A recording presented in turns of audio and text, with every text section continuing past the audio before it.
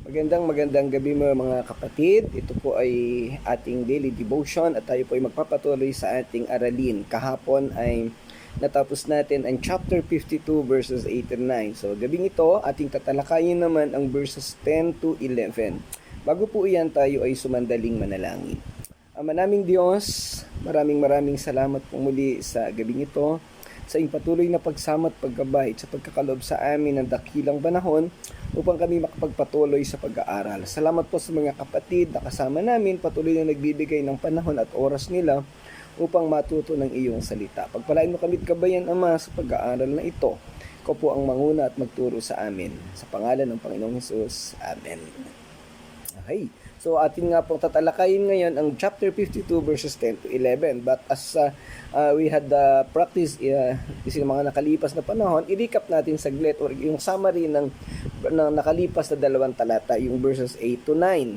Ang chapter 52 verses 8 to 9 ay nagpahayag ng mensahe ng isang maligayang pagbabalik o joyous restoration. Isang pagbabalik kung saan ang sitwasyon na ay yung mga Israelita na dating nabihag, nalugmok sa kahihiyan, sa kawalan ng dignidad or identity, ay ibabalik ng Panginoon doon sa kanyang sa kanyang lupain o sa Jerusalem. Palalayain sila ng sa pamamagitan ng isang hari. Alam nating lahat na sila ay nabihag sa Babylonia ng 70 taon. Pero pagkaraan nga ng 70 taon ay ginamit ng Panginoong Diyos si Haring Zero ng Medo Persia para sila ay palayain. So ang talatang 8 to 9 ay tumutukoy doon sa paglaya sa kanila. Physically, yan ang konteksto noong talatang ito. Pero alam natin na ultimately ito'y tumutukoy doon sa pagbabalik ng Panginoong Hesus at pagtatayo ng tinatawag nating millennial kingdom at the end times, no? At sa millennial kingdom na yon, doon ibababa niya ang lahat ng mananampalataya na na-rapture at lahat ng mga maliligtas during the tribulation period at sama-samang itatayo ang kaniyang kaharian dito sa lupa. Binanggit din ito at tinalakay sa Isaiah chapter 24, no? Natalakay din natin noon yon. Ngayon, ang mensahe na iniiwan sa atin ng verses 8 to 9 ay nagbibigay ng kasiguraduhan na anumang hirap, anumang kapangitan na mangyari sa atin sa kasalukuyang panahon, anong level man ng kahihiyan o pagdurusa ang maranasan natin, sa dulo ay mayroong darating, meron tayong maaasahan na restoration o pagbabago. Dahil ito ay disenyo ng Diyos, ito ay iniakda niya, at ito ang mangyayari sa lahat ng mga taong tapat, totoong nanampalataya at sumusunod sa Kanya. Ayan. Okay, punta po tayo sa talatang 10. Ang sabi dito, sinabi ni Yahweh, ang kanyang paghihirap ay kalooban ko. Ang kanyang kamatayan ay handog para sa kapatawaran ng kasalanan. Dahil dito'y mabubuhay siya ng matagal. Makikita ang lahing susunod sa kanya. At sa pamamagitan niya ay maisasagawa ang aking panukala. Sa unang pagbasa pa lang, makikita mo na ito ay propesiya na tumutukoy sa isang tao, which is ang Panginoong Hesus, na siya yung ipapadala ni Yahweh upang maghirap para matubos ang ating kasalanan. At ang sabi doon, ang kanyang kamatayan ay handog sa kapatawaran ng kasalanan. Wala namang ibang tao o ibang personalidad na naghandog o maghahandog ng kamatayan para sa kapatawaran ng kasalanan. At ito ay katugunan sa mga propesiya sa kabanatang ito. Nabanggit natin dati na itong chapter 53 is a little gospel. A gospel in one chapter. Kasi tumutukoy ito sa lahat ng mga propesiya tungkol kay Jesus Christ from His birth to the ministry hanggang sa kanyang kamatayan. Ayan. E dito sa bahaging ito, yung paghahandog ng kanyang buhay ang tinatalakay. At sabi pa dito, dahil lang sa ganyang gagawin na pagliligtas ay mabubuhay siya ng matagal. Walang kamatayan. Kasi namatay siya pero muling nabuhay. At makikita ang lahing susunod sa kanya. Ayan. Wala naman siyang asawa, wala siyang pamilya, pero saan magmumula ang kanyang lahi? Tayo po yung lahi ni Jesus Christ. Kapatid sa Panginoon sa pananampalataya. At lahat ng susunod sa Kanya, susunod sa Panginoong Diyos. At napakaganda ng dulo at sa pamamagitan niya ay maisasagawa ang aking panukala. Through Jesus Christ, every mandates of the Lord, of God, will happen, will be implemented. Una na nga yung kapatawaran sa kasalanan, restoration ng relationship sa Panginoong Diyos, at yung pagkakaroon ng buhay na walang hanggan. Yan. So pero tingnan natin, may mga detalye pang binabanggit dito. Po, ipinapaliwanag ng talatang ito ang kalooban ng Diyos ay durugin ang naghihirap na lingkod upang gawing handog ang kanyang buhay para sa kasalanan.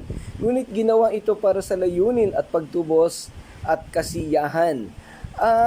Sa unang pangungusap na yan, ang panukala ng Diyos o ang intensyon ng Diyos ay durugin, i-crush, mamatay, malibing ang kaniyang lingkod. Kaya nga napakabigat ng naging ministeryo ni Jesus Christ. At ang layunin, kaya ito hayaan ng Diyos na siya ay durugin para mailigtas ang mga tao, para makapanumbalik sa Kanya. Because that is the only way na maliligtas ang mga tao. Kaya nga John 14:6, I am the way, the truth, and the life. No one comes to the Father except through me. So, yan ang binabanggit doon. Kung ating dadalhin sa practical na sitwasyon, ang buhay po ng mga pastor ay hindi ganoon kadali. Halos araw-araw, minuminuto, dinudurog ang puso, ang damdamin, ang pagkatao ng mga pastor sa lahat ng hirap, sakit ng loob, ng dibdib, stress na nararamdaman. Pero ang layunin ng pastor na ibinigay ng Panginoong Diyos ay maibahagi ang ebanghelyo sa mga tao dito sa mundo at sila'y madala sa kaligtasan. Hindi po pastor ang nagliligtas, pero ang mga pastor ang ginagamit na instrumento ng Diyos. So yung nangyaring pagdurog kay Jesus Christ, nangyayari din sa mga lingkod ng Panginoon sa kapanahunan ngayon. Kaya mga pastor, nakasama ko, expect some difficult situations. Umasa tayo na mabibigat ang magiging sitwasyon natin dito sa mundo. Naranasan ko na ang maraming sitwasyon nung unang panahon pa at hanggang sa kasalukuyan ay nararanasan ko na rin. I'm sure si Pastor Nanding naranasan niya rin yung mga ganiyang kabigatan at yung mga iba pang lingkod ng Panginoon.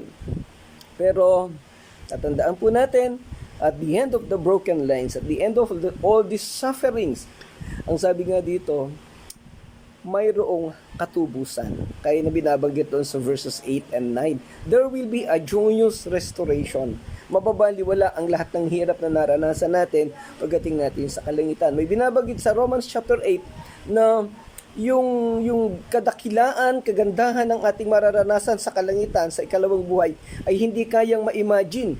Baliwala yung hirap na nangyari dito sa atin sa lupa. So, doon tayo tumingin. Kasi pag tinignan natin yung hirap natin dito sa lupa, baka tayo sumuko, baka tayo bumagsak.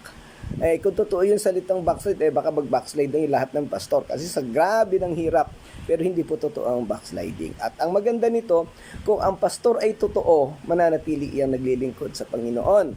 Magbabahagi ng ebanghelyo, mangunguna sa mga simbahan. Ayan po. Okay, ang talatang ito'y tumutukoy sa una, soberanya ng Diyos. Inihahayag ng talata na ang pagdurusa at kamatayan ng lingkod, bagamat tila isang kawalan ng katarungan, ay bahagi ng itinakdang plano ng Diyos. Plano na nagbigay ng pabor sa mga makasalanan, kagaya ko, kagaya nating lahat.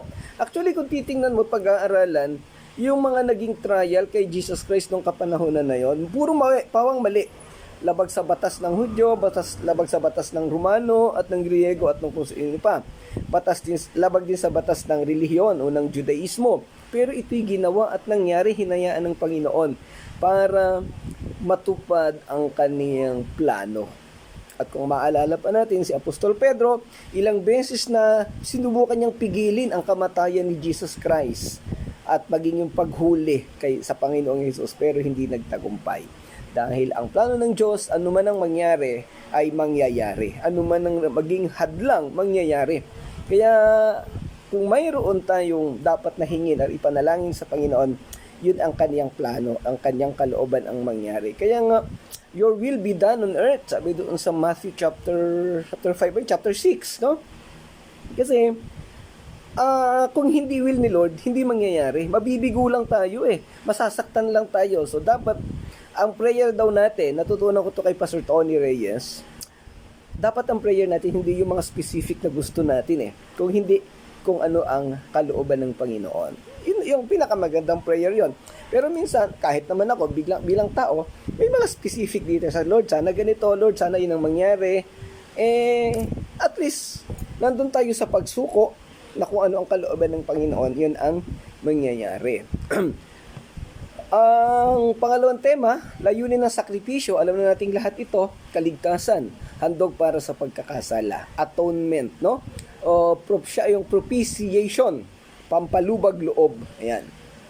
Pampaalis ng galit ng Diyos sa mga tao na nagkasala.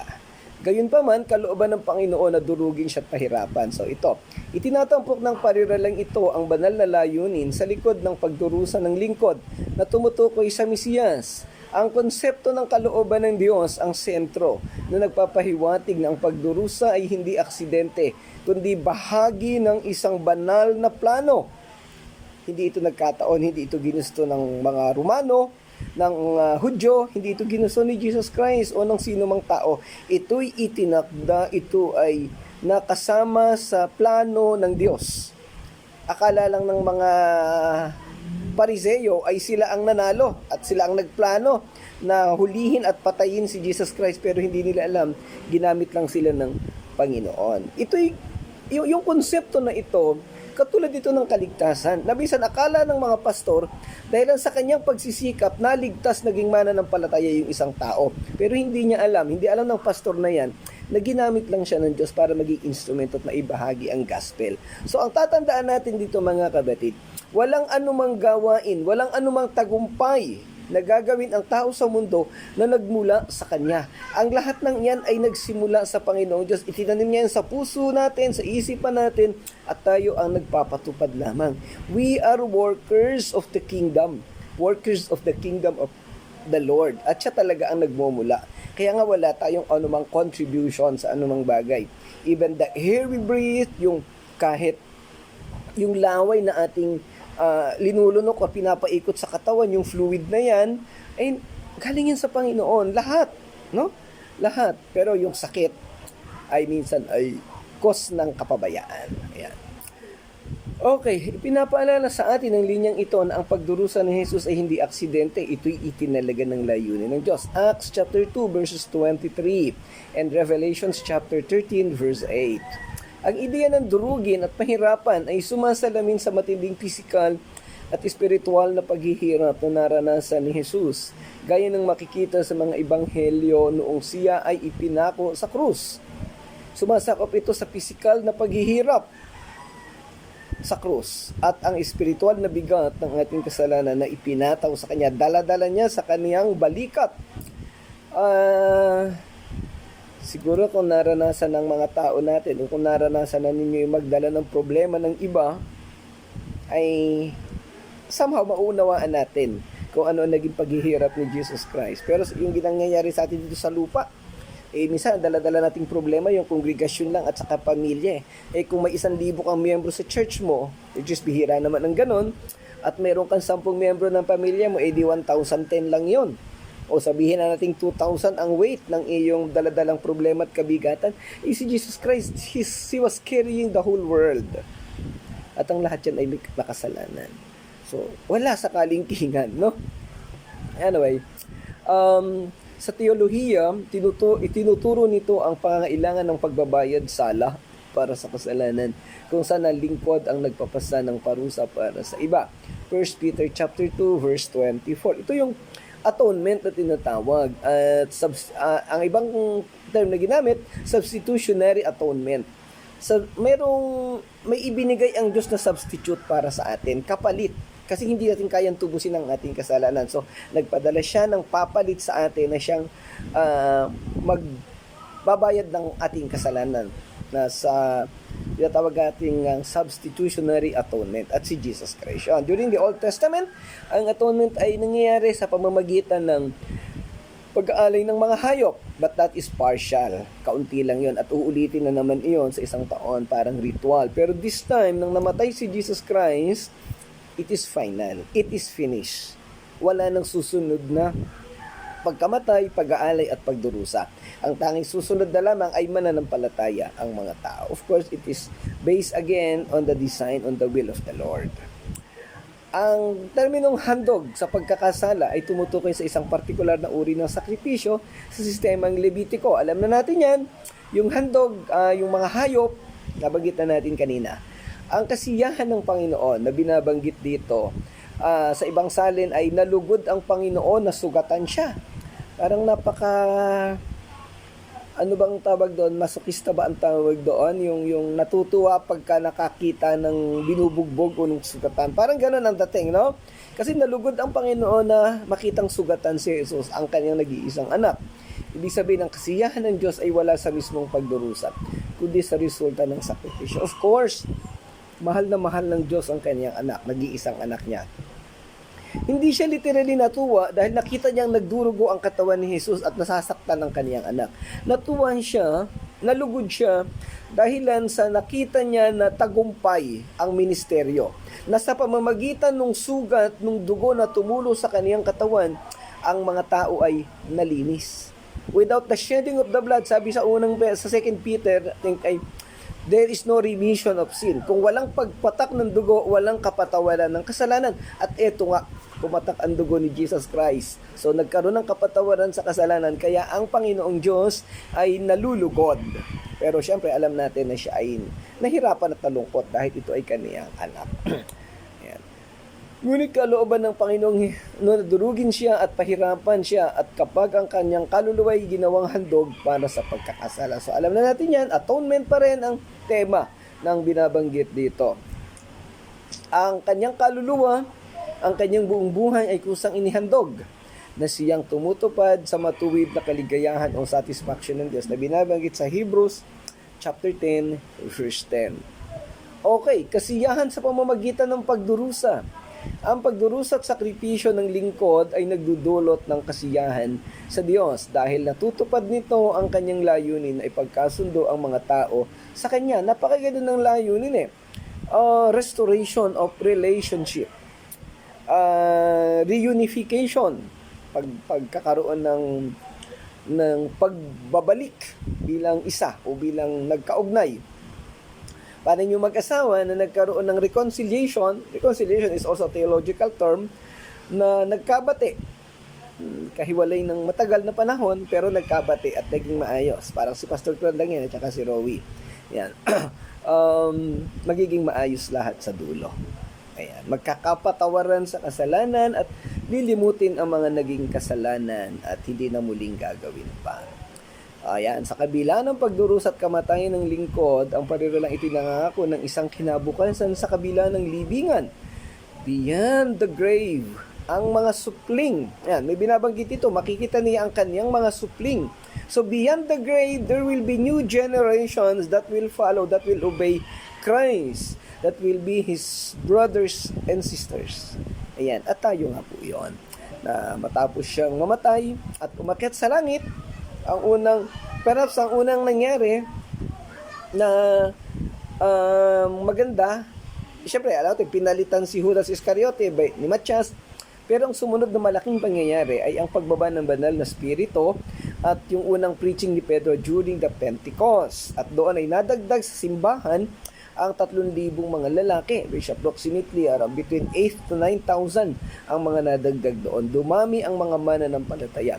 And that was also the establishment of the church. At yung church na yon ay yung tinawag na Jerusalem Church, at mababasa natin sa mga huling bahagi ng Acts chapter 2 na ito ay nagtagumpay dahil sa pamamaraan na ibinigay ng Panginoong Jesus. Araw-araw nag-aral ng Biblia, nag-fellowship, sumasamba at naghahati-hati ng tinapay, yung mga gawaing normal o usual na ginagawa natin sa church, araw-araw nilang ginawa. Kaya actually, yun po yung ating ginagawang daily devotion is in adherence, no? Bilang pagsunod doon sa ginagawa ng mga apostol at lingkod ng Panginoon, mananampalataya noong panahon ng Pentecost sa Acts chapter 2. Bagamat mahirap, ay talagang mahirap, pero ituloy natin yan.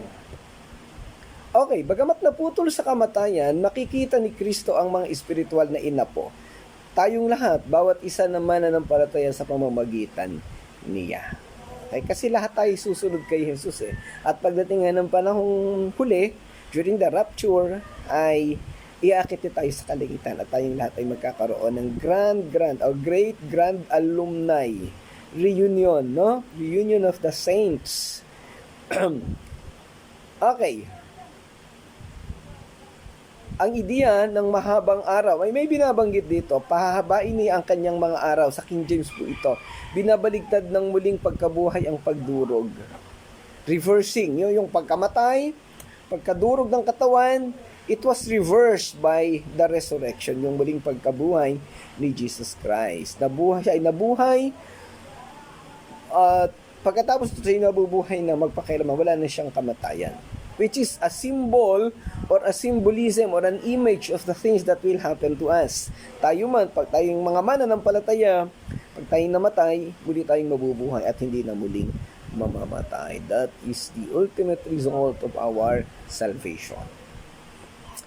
Ang ideya ng mahabang araw ay kabaligtaran sa naunang pagbanggit ng pagdurusa at kamatayan na nagtatampok sa tagumpay ng buhay laban sa kamatayan. Ang katiyakan ito ng buhay ay isang pundasyon ng pag-asa ng mga Kristiyano na nagpapatunay na ang kamatayan ay hindi ang wakas para sa mga na kay Kristo. Alam nating lahat yun. At ilang beses na nating nabanggit, death is just a pause. Nag-pause lang sandali yung buhay and then lilipat in a matter of seconds in another type of life. In another dimension of life, no? Kung applicable man yung salitang iyon. Papunta tayo sa spiritual na buhay at kukunin tayo ng Panginoon, iakit tayo sa kanyang kaharian. Namatay ang katawan, pero buhay ang kaluluwa at espiritu. The absence in the body is the presence with the Lord. So after na mamatay, we are no longer in our body, but we are in the presence of the Lord. Di ba mas glorious yung bagay na yan? Yan. Ang mabuting kalooban ng Panginoon ay uunlad sa kanyang kamay. Ito naman ay tumutukoy sa mga layunin at plano ng Diyos na natutupad sa pamamagitan ng lingkod. Ang kasaganaan ito ay hindi material kundi espiritual, na kinasasangkutan ng katuparan ng plano ng Diyos na tubusin ang lahat ng makasalanan. Ang pariralang sa kanyang kamay ay nagpapahiwatig ng otoridad at kapangyarihang ibinigay sa lingkod upang isagawa ang kalooban ng Diyos. Ito'y makikita sa dakilang utos kung saan si Jesus pagkatapos ng kanyang muling pagkabuhay ay nagpahayag na ang lahat ng otoridad sa langit at lupa ay ibinigay na sa kanya. Ayan. So, ibig sabihin, yung kamay niya, may kakayahan na humawak, magproteksyon, magbalanse ng lahat ng bagay dito sa mundo. Siyempre, ang covered nito, primarily, yung lahat ng nanampalataya sa kanya. Pero yung hindi pa nananampalataya, iba yung movement, iba yung purpose. Kung ang purpose doon ay ilapit sa kanya. Calling naman yun, pagkatawag. Invitation for salvation. Ang kasaganaan ng plano ng Diyos na binabanggit ito ay kitang-kita sa paglaganap ng Ebanghelyo at paglago ng simbahan sa buong kasaysayan. Simula Acts chapter 2, napakaraming nangyaring persecutions pero still hindi napigilan ang simbahan. 100 years yata, or more than 100 years, yung time na yung Dark Ages, na panahon ng Roman Catholicism. Pero pagkatapos nito, hindi huminto ang Diyos eh. Ginamit sina Martin Luther, ginamit sina John Hus, sina ibang mga reformers na sino nga ba yan? Kalimutan ko yung iba, yung maiisip ko to maya-maya. Yan. Okay, at sa kapanahunan natin ngayon, patuloy na lalaganap ang kaligtasan, susulong ang kaharian at isansagawa ang paghuhukom. Lahat ay nasa kaniyang kamay. Ayon sa Panginoong Hesus, siya ang nagkokontrol ng lahat ng bagay.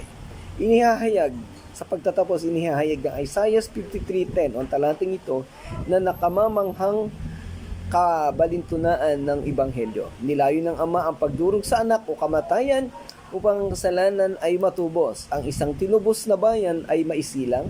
Ang kanilang tagapagligtas ay mabubuhay magpakailanman at ang plano ng Diyos na nagliligtas ay magtatagumpay. Parang kung ating i-analyze pa, parang yung buto. Ang buto, kaya na lagi natin sinasabi, nag-iisa lang siya, nasa liwanag, sa comfort niya. Pero ilinagay siya sa lupa. Madili, mapangit, pwedeng madumi. Pero after a while, siya ay tumubo bilang isang maliit na halaman. Yan.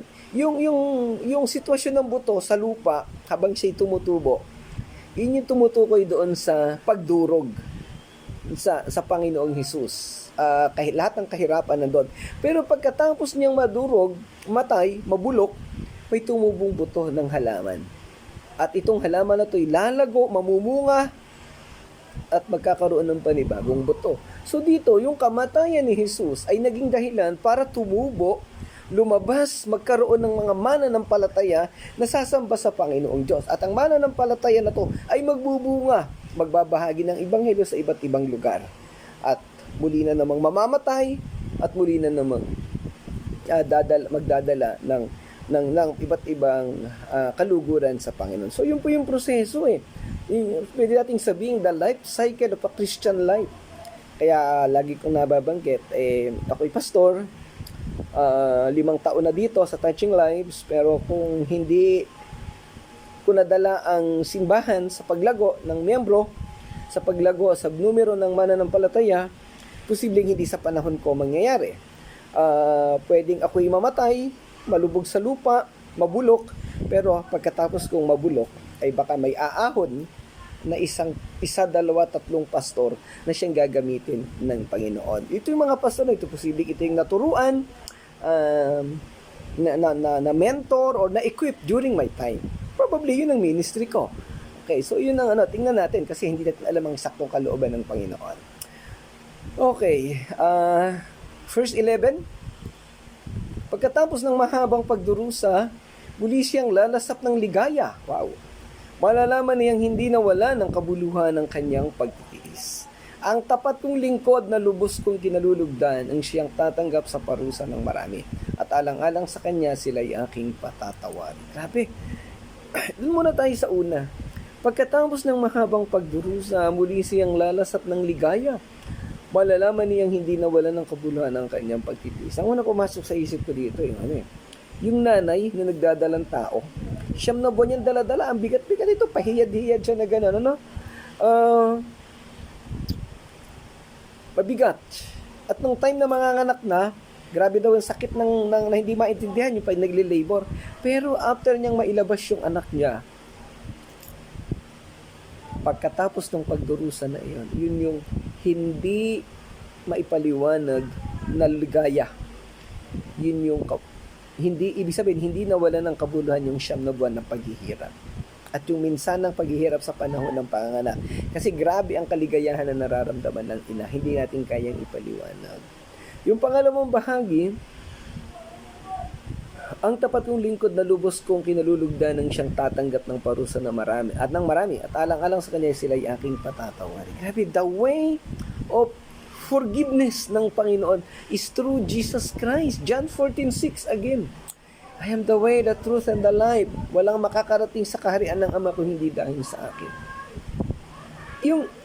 Yung sakripisyo ng Panginoong Hesus, yung ginawa niya sa krus, yung pag-alipusta sa kanya, yung pagdura, pambabasto sa kanya, pagmamaliit, ito'y naging paraan para patawarin ng Diyos ang ating kasalanan. Grabe ang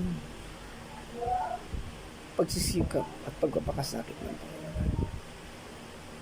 Kung dadaling ko ulit sa practical na application, ang buhay ng pastor, ganyan. Hindi ko po inaangat ang sarili ko bilang pastor. Pero lahat po ng pastor po pwedeng magsabi ng ganito. In fact, ang dami kong kilalang pastor na habang naglilingkod sa Panginoon, grabing hirap at bigat ang naranasan. Iniwanan ng kaibigan, ng kapamilya, lahat na. Pero nanatiling lingkod sa Panginoon. Nanatiling naglilingkod. At dahil sa pagtitiyag at pagmamalasakit ng pastor na iyon, napatawad ang mga kasalanan. Kapatid, meron ka bang pastor o meron ka bang lingkod ng Diyos na nagdurusa para sa iyo? Baka ang pagdurusa niya, baka ang pakikipag-usap niya sa iyo, baka ang pilit niyang pagre-require sa iyo na mag-daily devotion, manalangin, ay kaparaan na ng Diyos para patawarin ang kasalanan mo. Malimit, Pag nire-require ka ng pastor mo na ganyan, nagagalit ka, nagdadahilan ka, may nagdadabog pa. Pero isipin mo kapatid, baka iyan ang kaparaanan ng Diyos. Ang pastor mo o ang leader mo ay inuutusan din ng Diyos para utusan ka. In essence, hindi utos ng pastor yun, utos ng Diyos. Ginagamit niya yung pastor para magabayan ka at maturuan. Sana wag nating baliwalain yung mga bagay na yun. Dahil sa dulo, hindi yung pastor mo makikinabang, ikaw. Mahal ka ng lingkod ng Panginoon, mahal ka ng pastor mo. Hindi nang hihingi ng appreciation ng pastor. Ang hinihingi ng pastor ay pagsunod sa kautusan ng Panginoon. Okay. Muli, ininalarawan ng talatang ito ang kaligayahan na mararanasan ng Panginoong Hesus matapos ang kanyang matinding paghihirap. Marami mang pinagdaan ng hirap ang lingkod ng Panginoon. Pag nakita niya ang resulta, siguradong malulugod at maliligayahan siya.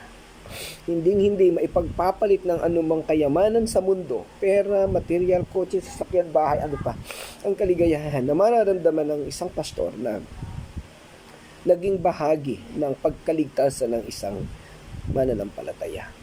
Nakapagbahagi na, nakapagturo, bandang huli ay nakaproduce ng mga mananampalataya, mga lingkod ng Panginoon. Ayan. Masaya at masarap ang damdamin, nakakaiyak dahil mahirap. Pero sa dulo, sabi nga, there will be a joyous restoration. There will be a joyous reward sa lahat ng naglilingkod sa Panginoon. Kapatid, dagdag pa ng isip, pag-unawa, pagmamahal sa taong nagmamalasakit sa iyo. Muli, ang talatang ito'y sumasakop sa mga tema ng pagkakahita ng liwanag at pagiging nasiyahan. Sa pagkatapos ng kadiliman ng kahirapan ni Jesus Christ at ng pagbagsak sa kasalanan ng mga tao, there is a light. Mayroong liwanag dahil namatay ang Panginoong Hesus. At ito'y pwedeng makamit ng bawat isa kung susunod at mananampalataya sa Kanya. At syempre sa pamamagitan ng Kanyang kaalaman. Yung mandato ng Diyos, yung mga itinuro, yung salita niya, ito yung kanyang kaalaman na ipinapamana sa atin na ginagamit na kasangkapan ang mga lingkod ng Diyos, ang mga pastor, ang mga cell group leader para maibahagi sa ito at maunawaan mo. Kaya wag kang i-resist, wag mong pigilan, wag mong tanggihan yung mga pinagagawa sa iyo. Araw-araw mag-devotion ka, magbasa ka ng Bible, manalangin ka, makipag-usap ka sa Panginoon, sumunod ka sa guidelines. Dahil napaka-importante ng bagay na iyan. Well, aking matuwid na lingkod, so tumutukoy si Jesus Christ at yung magpapawalang sala sa marami, nabanggit na kanina, through the effort of one, many or multitudes or perhaps the whole world will get salvation. But again, hindi po ito tumutukoy sa universalism na automatic. Kailangan ay kikilala, tatanggapin ng mga tao ang Panginoong Hesus. Yan. So alam din natin siya ang magpapasa ng kanilang kasamaan. Talagang ilalagay lahat sa balikat niya. Hindi natin alam kung gaano kabigat yun. Hindi ko maranasan yung mga bagay na iyan. Okay. Again, yung tema ng liwanag, makikita niyan liwanag sa buhay, ng buhay at masisiyahan. A glorious life after the difficulties here on earth. At sa pamamagitan ng kanyang kaalaman, ng aking matuwid na lingkod ay magbibigay katwiran sa marami. Ibig sabihin, ito yung binabanggit ni Jesus Christ na wala siyang ginagawa na hindi ipinagawa ng Ama. Ang lahat ng ginagawa ng Panginoong Diyos o ng Panginoong Jesus ay galing sa Panginoong Diyos Ama at itinuturo niya lang sa mga tao. In the same way, ang ginagawa naming mga pastor ay itinuro sa amin ng Diyos buhat sa salita niya sa Biblia at ipinapasa lang namin sa mga mananampalataya o sa mga tao dito sa mundo. Kaya nga lagi natin sinasabi, pag nagalit ka sa pastor dahil sa itinuro sa iyo na masakit, nagagalit ka sa Diyos. Pag iniwanan mo ang pastor dahil nasaktan ka ng pastor, ay iniwanan mo yung Panginoon. Ito. Mag-reflect po tayo sa buhay na yan, sa bahagi na iyan. Ayan. Sa pagtatapos, inilalarawan ng Isaiah 53:10-11 ang pagdurusa ng lingkod bilang isang banal na plano ng Diyos, bilang handog para sa kasalanan. Ito Ipinaliliwanag nito na nalulugod ang Diyos na durugin siya dahil sa pamamagitan ng kanyang pagdurusa, makakamit ang lingkod ang layuning maging matuwid ang maraming tao sa pamamagitan ng pagpasan ng kanilang mga kasalanan. Ang sakripisyong ito ay magreresulta ng pagkakita ng lingkod sa kanyang binhi. Mga mananampalataya, isang espiritual na supling at pagkasiya o kasiyahan sa mga resulta ng kanyang pagdurusa na hahantong sa kasaganaan ng kasiyahan ng Diyos sa kaniyang mga kamay. Ayan. So, makikita natin dito, actually, kahit hindi mo ito paliwanag ng mas detalyado pa, alam na natin this is the message of salvation. This is actually John 3:16. And this is Ephesians chapter 2, verses 8 to 9, or Titus chapter 3, verses 4 to 7. Kaligtasan po ang tinutukoy dito. Mga kapatid, huwag ka nang mag-atubili pa. Kung meron sa inyo nakikinig na hindi pa nakakasigurado ng kaligtasan, this is the right time na siguraduhin mo ito. Ngayon, tayo naman mga ligtas na, this is again another right time para ibahagi naman natin sa ibang tao ang kaligtasan na meron tayo. Huwag po nating sarilinin. And the Lord will be more glorious. The Lord will be worshipped in heaven and on earth. Thy will be done on earth as it is in heaven. Tayo po'y manalangin sa ating pagwawakas. Panginoon naming Diyos na dakila sa lahat, maraming salamat po sa mga mensahe ng iyong salita. Sa karunungan na binagkaloob mo sa akin upang mai-discuss ang bagay na ito, Panginoon, at sa mga resulta na mangyayari sa mga tao sa panahong marinig nila. Tulungan mo po ang bawat isa sa iba't ibang dulo ng broadcast na ito na makita at maunawaan ang kahalagahan ng pagsunod ng pananampalataya, ng pagbabahagi ng kaligtasan, at ng pagtitiis sa kabila ng hirap, pagtitiyaga, pagmamahal, pagmamalasakit, at pagkakaroon ng buhay na lubog at sumusuko sa iyo. Salamat po, dakilang Diyos. Gabayan po kaming lahat, Ama, sa pangalan ng Panginoong Hesus. Amen. Amen. Okay, maraming salamat po mga kapatid sa inyong patuloy na pagsama. Bukas po uli, sa Lunes uli, tayo ay magpapatuloy sa ating daily devotion. Bukas ay Reflection Sunday po tayo. Kita-kita tayo sa ating worship service bukas. May FB Live po tayo. Yung pong hindi makakapunta sa kanilang simbahan, pwede pong mag-join. Yung mga walang simbahan ay mag-join na rin sa amin. At pwede ko po ibigay sa inyo yung mga link. O kung friend nyo po ako sa Facebook, makikita nyo po doon yung live at i-click nyo lang po yon. At kung meron po kayong mga katanungan sa ating napag-aralan, wag pong mag-aatubili o mahihiyang magtanong, libre pong magtanong, libre din po ang sagot. Okay, salamat po sa inyong lahat. Pagpalain kayo ng Panginoon. To God be the glory.